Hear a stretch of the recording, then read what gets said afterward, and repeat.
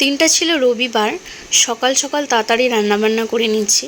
আজকে আলু দিয়ে সয়াবিন দিয়ে ডিম দিয়ে একটা তরকারি করব আর ভাত করব, কারণ ও বাড়ি যাব।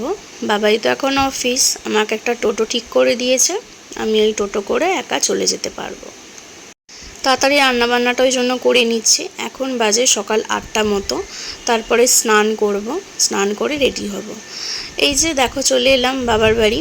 মা এখন আমাকে একটু টিফিনে দিয়ে দিল চাউমিন। আমার মায়ের সমস্ত রান্নাবান্না হয়ে গেছে, এখন দুজন মিলে চাউমিনটা খেয়ে নেব। তখন বাজে প্রায় 12টা মতো।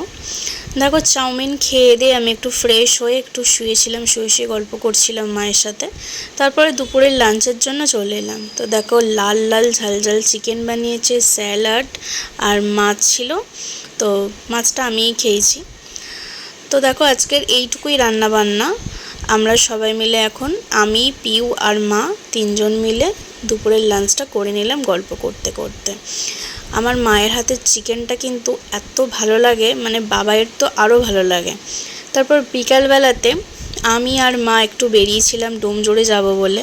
তো মা একটু তাড়াতাড়ি করছিল, কাল তো শ্রাবণ মাসের প্রথম সোমবার, তার জন্য ফুল মিষ্টি এগুলোই আনার ছিল। তো দেখো ডোমজোড় চলে এলাম, এই দোকান থেকে ফুল নিলাম। তো আজকের এই মিনি ব্লগটা কেমন লাগলো জানিও, টাটা।